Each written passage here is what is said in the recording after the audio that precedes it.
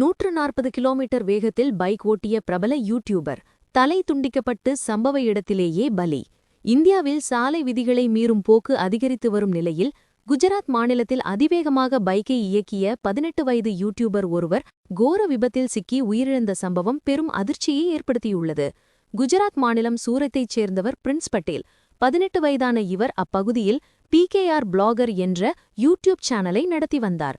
சமூக வலைதளங்களில் bike reels மற்றும் வீடியோக்களை பதிவிட்டு இளைஞர்கள் மத்தியில் பிரபலமாக வலம் வந்த இவர் சாலை பாதுகாப்பு விதிமுறைகளை முறையாக பின்பற்றாமல் அதிவேகமாக பைக் ஓட்டுவதை வழக்கமாக வைத்திருந்ததாக கூறப்படுகிறது.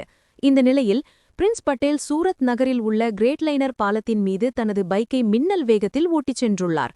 மணிக்கு சுமார் 140 கிலோமீட்டர் வேகத்தில் சென்றபோது எதிர்பாராத விதமாக பைக் கட்டுப்பாட்டை இழந்து விபத்துக்குள்ளானது. இந்த கோர விபத்தில் பிரின்ஸ் பட்டேல் தூக்கு வீசப்பட்டதில் அவரது தலை துண்டிக்கப்பட்டு சம்பவ இடத்திலேயே பரிதாபமாக உயிரிழந்தார்.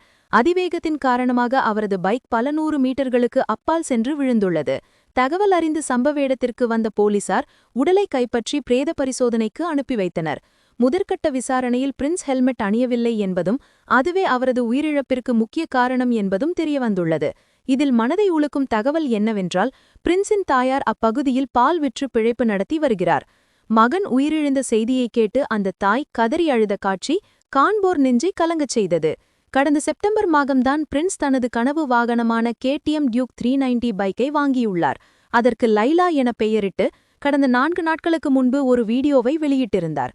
அதில் உயிர் போனாலும் சொர்க்கத்தில் எனது லைலாவை காதலிப்பேன் என குறிப்பிட்டிருந்தார். அந்த வீடியோவை வெளியிட்ட 4 நாட்களில் அவர் உயிரிழந்திருப்பது இணையத்தில் சோகத்தை ஏற்படுத்தியுள்ளது.